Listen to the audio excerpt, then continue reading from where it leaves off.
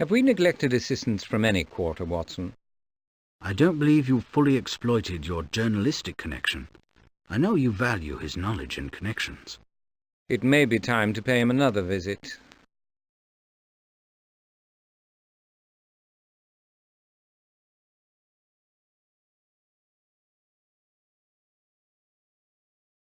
Let us resume our investigation, Watson. I'm prepared to follow you anywhere, Holmes.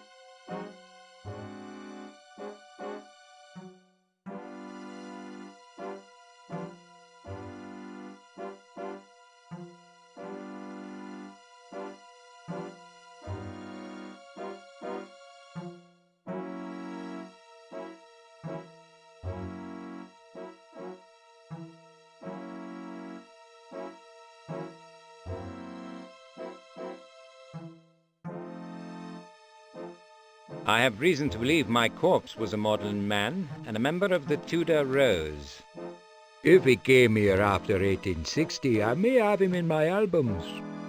Could we look through your portraits of the previous classes? But that's thousands of young gentlemen, Mr. Holmes. 100 or more would have joined the Tudor Rose. Would the date of a student's matriculation narrow the field sufficiently? It might. My memory's good, but not flawless, and some of these characters were more memorable than others. I believe this boy turned 19 in June of 1874 and came to college for the Michaelmas term that year. Let me check my photographs.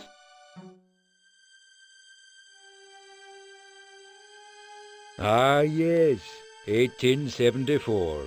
A rum class. Bright, no question. But rum. Anybody there who later joined the Tudor Rose? Let's see. There's Dundalk, the Earl's youngest boy. Died in the Transvaal, I heard. And Lawton is a lord since his pater passed on. An MP, I believe. Oh, yes. His special friend was Pratt. An orphan came to us from India. Strange boy. Don't know what became of him. And Cunard. He's making his fortune in Australia. That's all, I think. Thank you, Fleming. Very helpful. A pleasure, sir.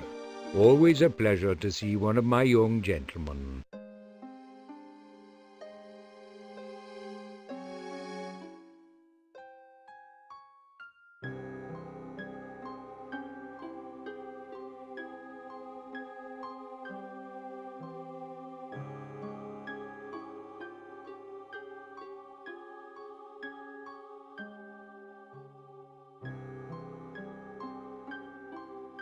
Pratt and Lawton together.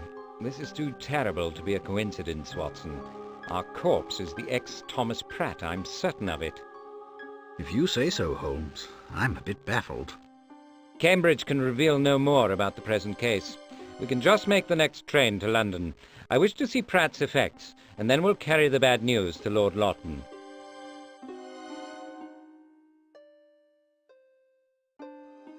We've just time to catch the next train to London.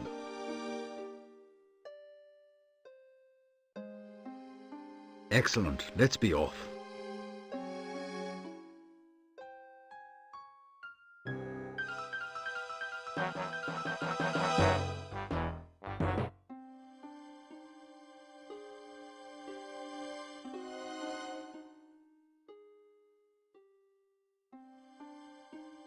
I'm afraid I carry some deplorable news. Mr. Pratt has been murdered. How extremely vexing. I wonder if he remembered me in his will. He's 6 months behind in the rent. You'll have to absorb that cost. He's paid a higher price. This is very inconvenient. Mr. Mason always said I was too kind for this world. I'm sure he was a flawless judge of character.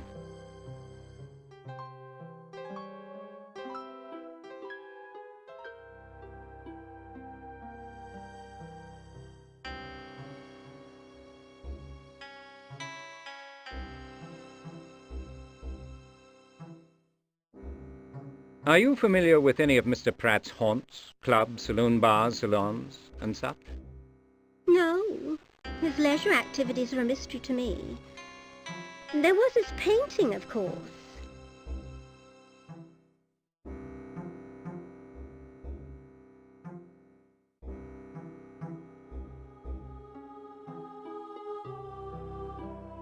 Could you identify Pratt for the police if requested?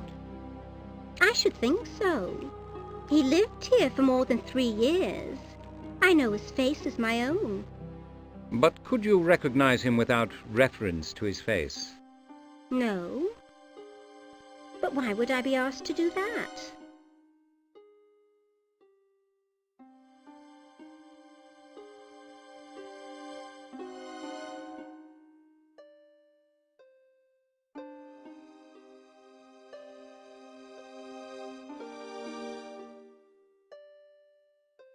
Do you know anything about Pratt's years at Cambridge? Nothing. But he was a university man, that's for certain. I only let rooms to that sort of person.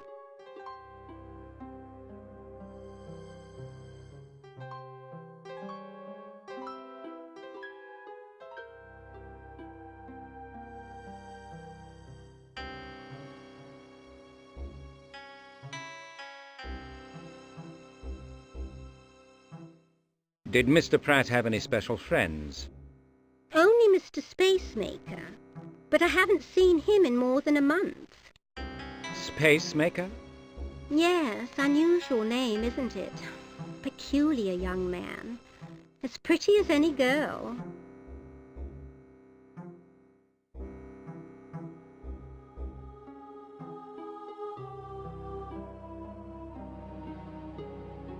Do you have a likeness of Mr. Pratt in your flat that we might borrow? We did not have that kind of relationship, Mr. Holmes. What kind is that? You know very well what kind. The kind that exchanges personal photographs. We were not intimate friends. No one could prove that charge.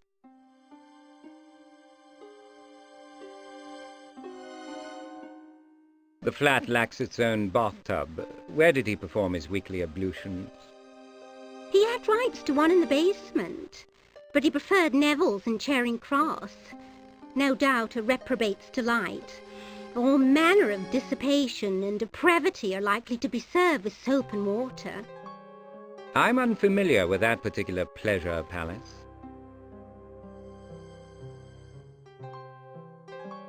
Might we look at Mr. Pratt's effects? It can make no difference to the deceased. As you're not the police, I think not. Even the defunct have some right to privacy. There may be personal items about.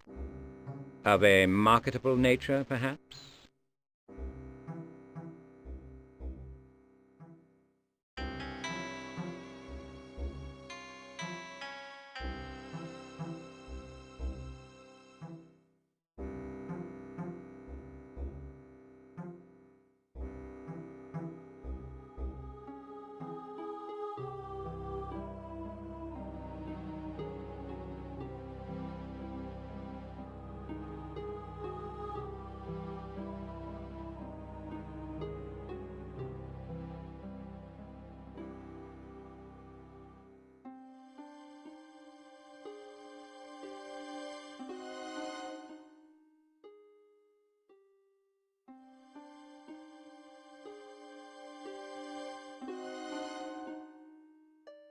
I perceive you have a question, Watson.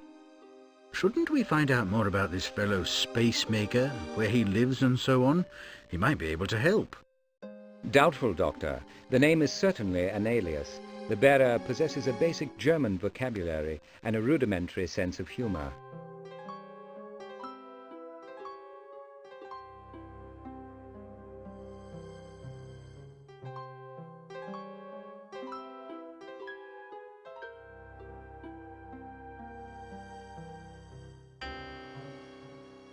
Watson, we need to peruse the flat. Can you occupy Mrs. Mason? Would you suggest a sharp rap on the head? Use your imagination and your knowledge of the distaff nature. This woman confounds my paltry knowledge, Holmes, but appeals to her vanity might not fall on deaf ears.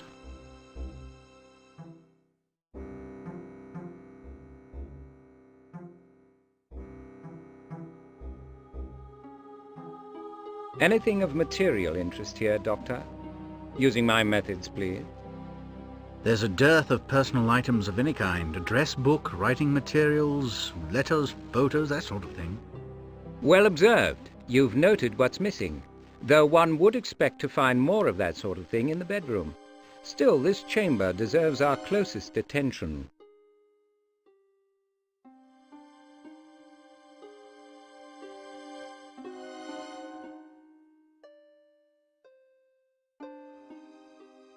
I'm sure he thought highly of you and confided in you. Perhaps you have the names of his friends or relations in your flat? I do not. He was orphaned by the Sepoy Rebellion, and the uncle who raised him has been dead for years. He had no family that I know about. Would the ministry consider paying his back rent, do you think?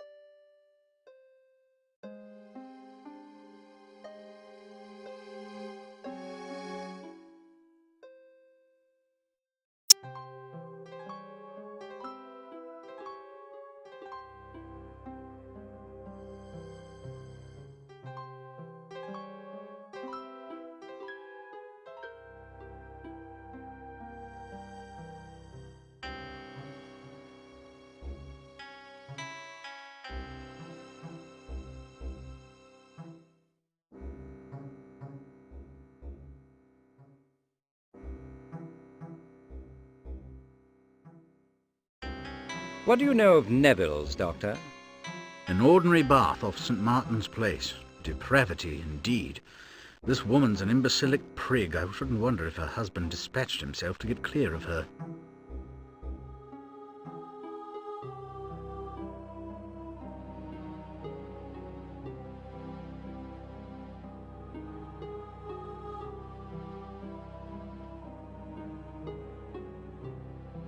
If I may ask, Mrs. Mason, how did you lose your husband? He was a cooper plying his trade. Fell into a great barrel of stout and was drowned, poor dear. Clearer proof of alcohol's evils there never was.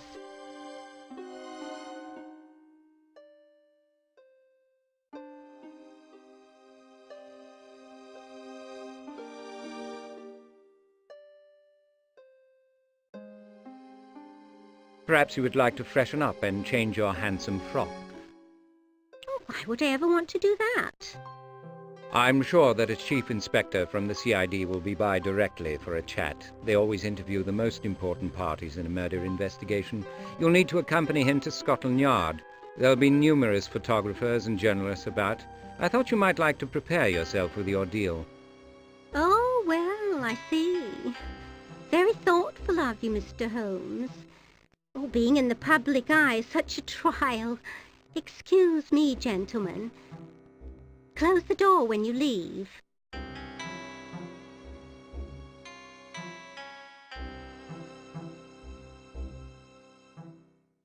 I suspect we'll see no more of her. Capital, Holmes, capital. The appeal to her vanity was irresistible. It overwhelmed her suspicion that we would make off with Pratt's valuables. I believe she knows the worth of every item in this flat to the last farthing, and it isn't much. Her exit, like everything she does, is calculated. But let us take advantage of her narcissism. You know my practice, Watson. I'm looking for anything unexpected.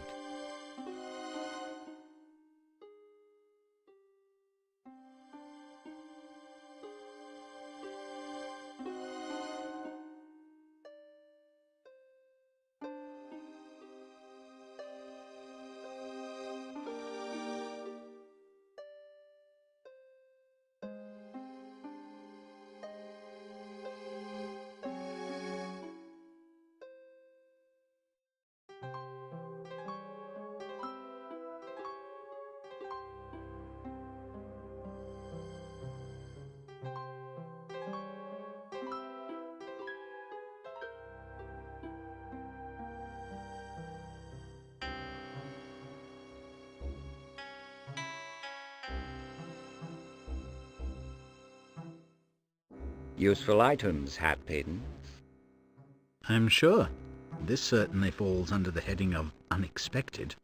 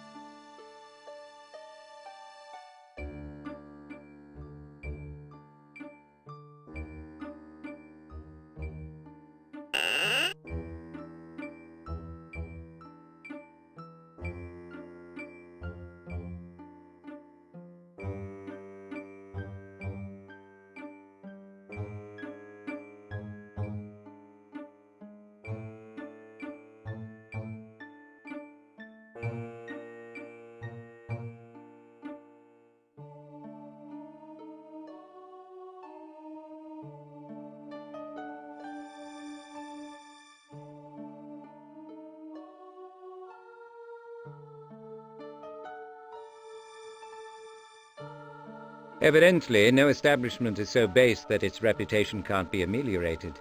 Perhaps one day I shall make a study of match packet advertisements.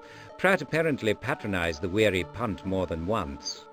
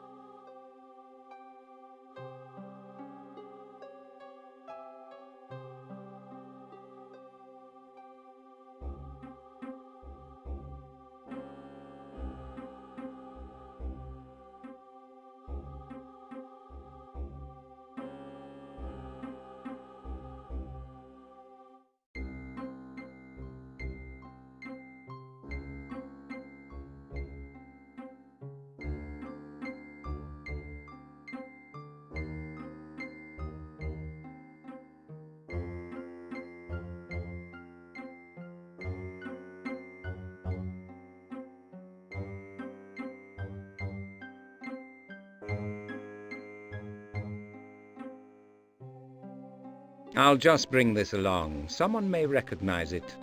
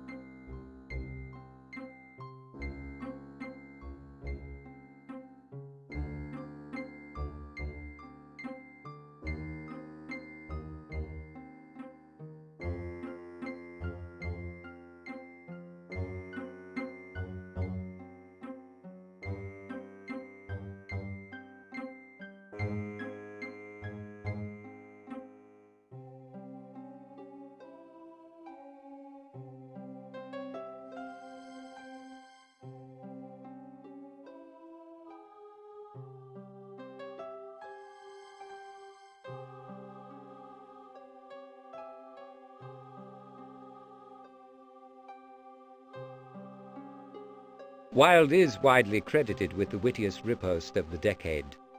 Which was? The justly ignored poet laureate once approached him. "Oscar," he complained, "no one notices my work. There is a conspiracy of silence against me. What shall I do?" Wilde instantly replied, "Join it." Regrettably, the poet laureate ignored that sound advice.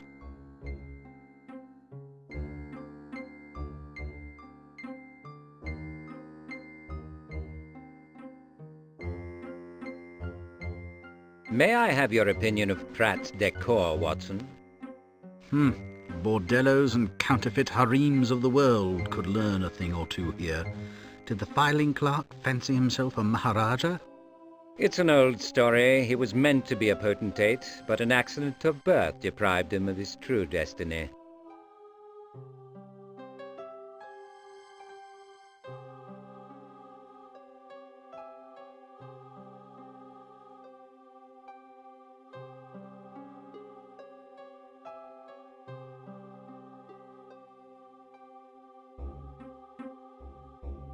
Do you suppose this is a photo of the supposititious spacemaker?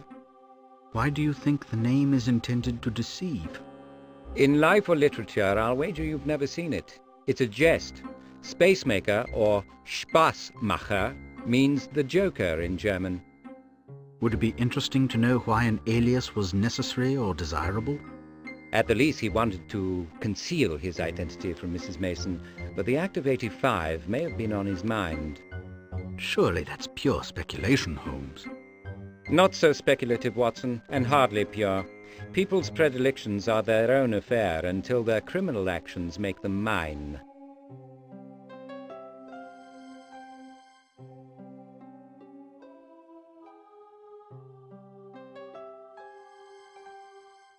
What is the attraction of these devices? Is water-cooled smoke more healthful? Hardly. One doesn't smoke for one's health. The hookah merely makes for a change. As with all habits, it is subject to abuse. And how, in your opinion, does an innocuous habit become a vice? Excess, Holmes, a subject about which you are expert.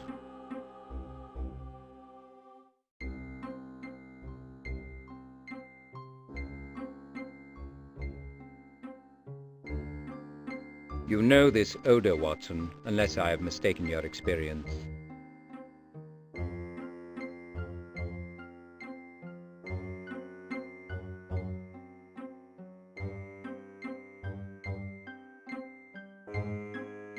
Opium. The acrid, nearly sickening scent is unmistakable. The source is obvious. Its significance is less so. The bowl appears clogged with the poppy's viscous residue.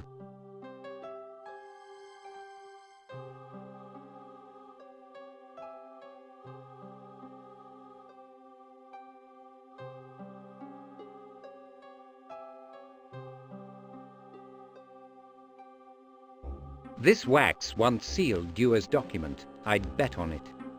Where's the other half? If I knew, we'd be further along. But you make a nice observation, Watson. It does appear to be nearly a perfect half of the seal.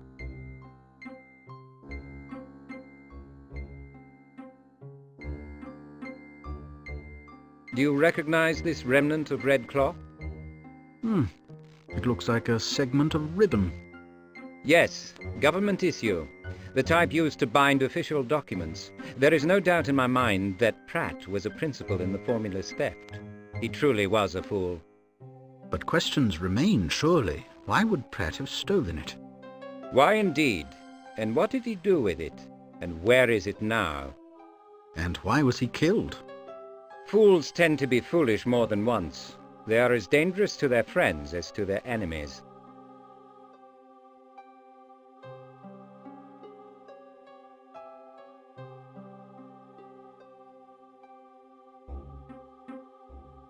The seal, the ribbon, the paper ash.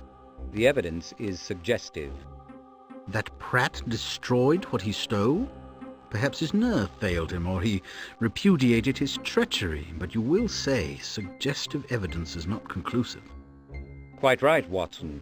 There is a large crime in motion.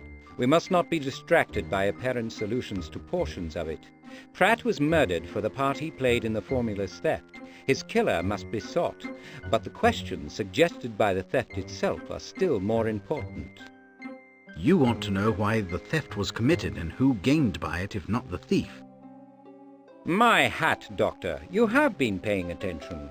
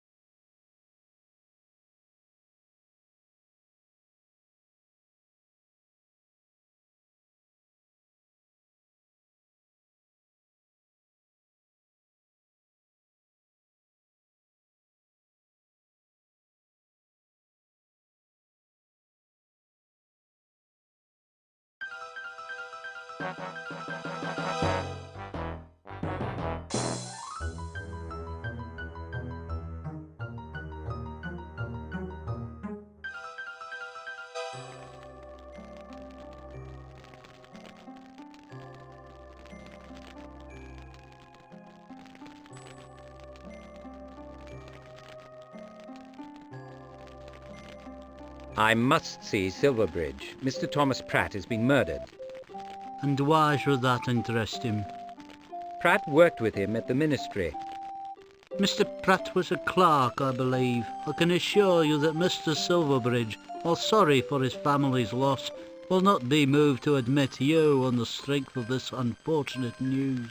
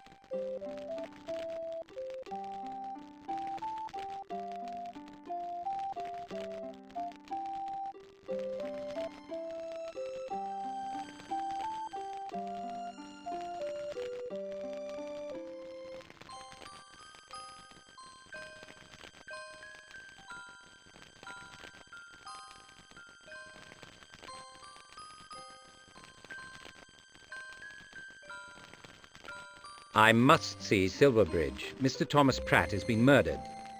And why should that interest him? Pratt worked with him at the ministry. Mr. Pratt was a clerk, I believe. I can assure you that Mr. Silverbridge, while sorry for his family's loss, will not be moved to admit you on the strength of this unfortunate news.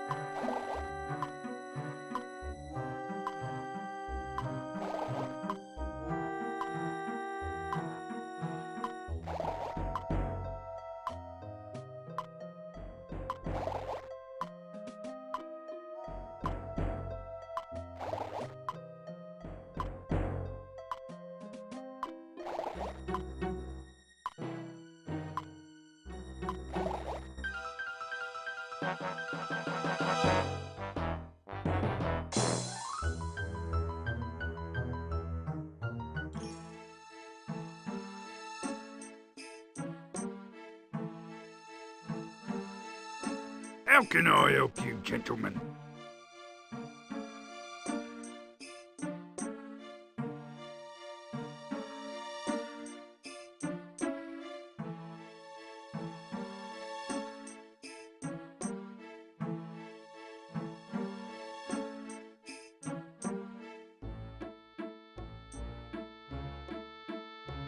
I believe Thomas Pratt was a patron of these premises. When did you last see him? Adrian Russell at your service. Were you thinking of joining us here at Neville's? I can make you an handsome introductory offer. We'd like a private word about Pratt. What are the chances? At Neville's, his privacy is my business.